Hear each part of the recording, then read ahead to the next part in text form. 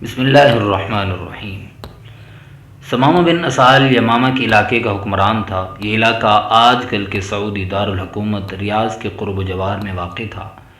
ثمامہ اسلام دشمنی میں پیش تھا۔ اس نے اللہ کے رسول صلی اللہ علیہ وسلم کو معاذ اللہ قتل کرنے کا چیلنج دے رکھا تھا۔ آپ صلی اللہ علیہ وسلم نے بھی اللہ سے اس پر قابو پانے کی دعا فرمائی تھی۔ ایک مرتبہ ثمامہ عمرہ کرنے کے ارادے سے نکلا۔ اس کی خوش قسمتی کہ وہ راستہ بھول گیا اور مدینہ طیبہ کے قریب جا نکلا۔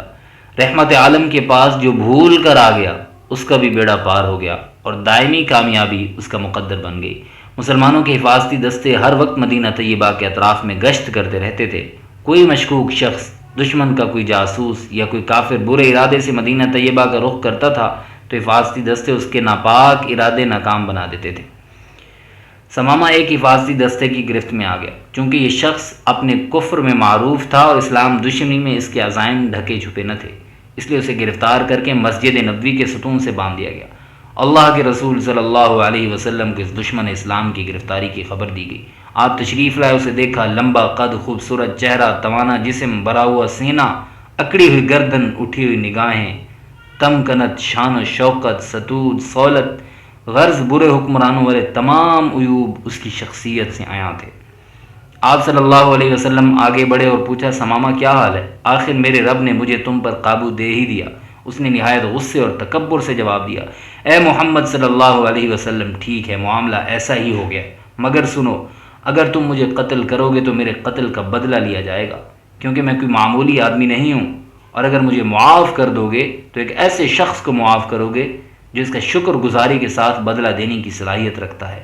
ہاں، اگر مال و دولت کی ضرورت ہے تو جتنا چاہو دیا جا سکتا ہے۔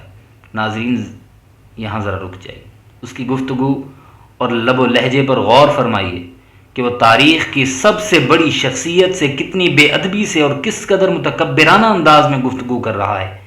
دنیا کا کوئی اور حکمران ہوتا تو اسی وقت اس گستاخ کی گردن اڑانے کا حکم دے دیتا، مگر محمد الرسول اللہ صلی اللہ علیہ وسلم کے حلم، صبر و ثبات، اعلیٰ ظرفی اور اعلیٰ اخلاق کے کیا کہنے کہ گستاخانہ گفتگو سننے کے بعد بھی اللہ کے رسول صلی اللہ علیہ وسلم نے اس کو اس کے حال پر چھوڑ دیا۔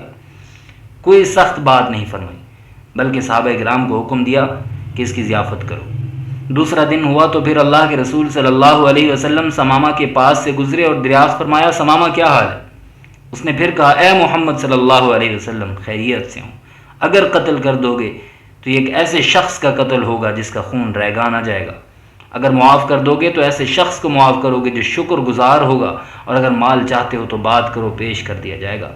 ابو ہریرہ رضی اللہ تعالی عنہ کہتے ہیں، ہم جیسے مساکین آپس میں گفتگو کرتے تو کہتے تھے، اسے قتل کر کے کیا ملے گا؟ امیر آدمی ہے، اس سے مال ہی لے لینا چاہیے، کم از کم کچھ دنوں کے لیے روٹی تو میسر آ جائے گی۔ تیسرا دن ہوا، آج اسی چیز کا فیصلہ ہونا تھا۔ اللہ کے رسول صلی اللہ علیہ وسلم نے پھر پوچھا، ثمامہ کس حال میں ہو؟ اس نے حسب سابق کہا، خیر ہے، اور ساتھ ہی اپنے گزشتہ الفاظ دہرا دیے جن میں اس نے بڑے طمطراق سے فخریہ انداز میں اپنے قبیلے کا ذکر کیا، اپنے مال و دولت کی کثرت کا اظہار کیا اور ساتھ ہی دھمکی بھی دے ڈالی۔ صحابہ کرام منتظر ہیں کہ دیکھیں اس گستاخ کو کیا سزا ملتی ہے۔ وہ آپ کی آواز اور حکم کی طرف کان لگائے کھڑے تھے کہ رحمت للعالمین صلی اللہ علیہ وسلم نے حکم دیا، اس کی رسیاں کھول دو۔ پھر ثمامہ سے فرمایا، جاؤ، میں تمہیں بغیر کسی شرط کے رہا کرتا ہوں۔ حکم کی تعمیل ہوئی، ثمامہ کو رہا کر دیا گیا۔ اس نے اپنی سواری پکڑی اور مدینہ طیبہ سے باہر بھاگنے لگا۔ رسول اللہ صلی اللہ علیہ وسلم کے لطف و کرم سے وہ اپنی جان سلامت لے کر نکل آیا تھا، لیکن وہ اپنا دل تو رحمت للعالمین ہی کے پاس چھوڑ آیا تھا۔ مسجد نبوی سے باہر نکلتے ہوئے اسے بے اختیار خیال آیا کہ اتنا برگزیدہ اور اتنا بلند حوصلہ انسان تو میں نے آج تک نہیں دیکھا۔ میرے الفاظ میں کتنی شدت اور حدت تھی، مگر اس کے باوجود ان کا تحمل ان کے غصے پر غالب آیا اور انہوں نے مجھے رہا کر دیا۔ اردو کے کسی شاعر نے اسی کیفیت کو بیان کیا ہے، اس نے اپنا بنا کے چھوڑ دیا، کیا اسیری ہے، کیا رہائی ہے۔ سیرت نگاروں نے لکھا ہے، وہ مدینہ طیبہ کے ایک باغ میں گیا، کنویں پر غسل کیا، صاف ستھرے کپڑے پہنے، پھر اس کے قدم خود بخود مسجد نبوی کی طرف بڑھنے لگے۔ اللہ کے رسول صلی اللہ علیہ وسلم ابھی تک مسجد نبوی میں ہی تشریف فرما تھے۔ آپ صلی اللہ علیہ وسلم نے اسے دیکھا تو فرمایا، ثمامہ، ہم نے تو تمہیں چھوڑ دیا تھا، تم پھر چلے آئے۔ اس نے عرض کیا آپ کا رہا کرنا بھی کیا خوب رہا کرنا ہے، آپ نے چھوڑا تو ہے مگر ہمیشہ کے لیے اپنا بنا کر۔ اب میں بادشاہ نہیں آپ کا غلام ہوں، میری تمنا ہے کہ مجھے کلمہ پڑھائیے اور اپنے جان نثاروں میں شامل کر لیجئے۔ اسلام کی نعمت ملنے کے بعد اس نے کہا اے اللہ کے رسول صلی اللہ علیہ وسلم، اس کائنات میں آپ کا چہرہ میرے لیے سب سے زیادہ قابل نفرت تھا، آپ کے دین کو میں نہایت برا سمجھتا تھا، آپ کا شہر میرے لیے سب سے زیادہ ناپسندیدہ تھا، مگر آپ کے دامن رحمت میں آ جانے کے بعد آپ کا چہرہ مجھے کائنات کے سب چہروں سے زیادہ محبوب ہے۔ دنیا کا کوئی دین آپ کے دین سے بہتر اور افضل نہیں، آپ کی یہ بستی روئے زمین کی ساری بستیوں کے مقابلے میں میرے لیے زیادہ محبوب ترین ہے۔ میں گواہی دیتا ہوں کہ اللہ تعالیٰ کے علاوہ کوئی معبود برحق نہیں ہے، اور میں گواہی دیتا ہوں کہ محمد صلی اللہ علیہ وسلم اس کے بندے اور رسول ہیں۔ ثمامہ رضی اللہ عنہ عرض کر رہا ہے اللہ کے رسول میں عمرے کی نیت سے گھر سے نکلا تھا، اب جب کہ میں مسلمان ہو گیا ہوں مجھے عمرے کی اجازت عطا فرمائیں۔ اللہ کے رسول صلی اللہ علیہ وسلم نے اس کی تربیت فرمائی اور عمرے کا صحیح طریقہ بتایا، وہ مکہ مکرمہ چل دیا۔ ثمامہ رضی اللہ عنہ عرب کے نمایاں افراد میں سے تھا۔ مکہ مکرمہ میں قیام کے دوران وہ اللہ کے رسول صلی اللہ علیہ وسلم کی صفات اور اسلام کے حوالے سے مجالس میں گفتگو کرتا رہا۔ کفار کے لیے باتیں بہت تکلیف دیتی، چنانچہ انہوں نے کہا ثمامہ بے دین ہو گیا۔ اس نے کہا اللہ کی قسم میں بے دین نہیں ہوا بلکہ میں مسلمان ہو گیا ہوں اور میں نے محمد صلی اللہ علیہ وسلم کی نبوت کی تصدیق کی ہے۔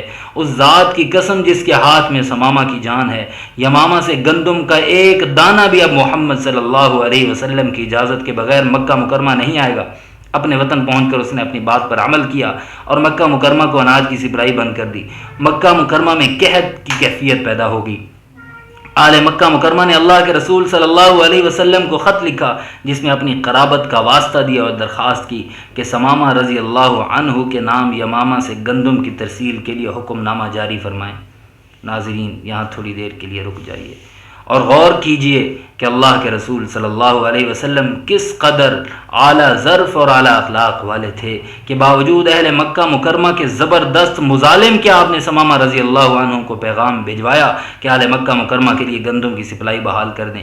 کیا ایسے نادر اور اعلیٰ اخلاق کی دنیا میں کوئی اور مثال نظر آتی ہے؟ امید کرتا ہوں آپ کو میری یہ ویڈیو پسند آئی ہوگی۔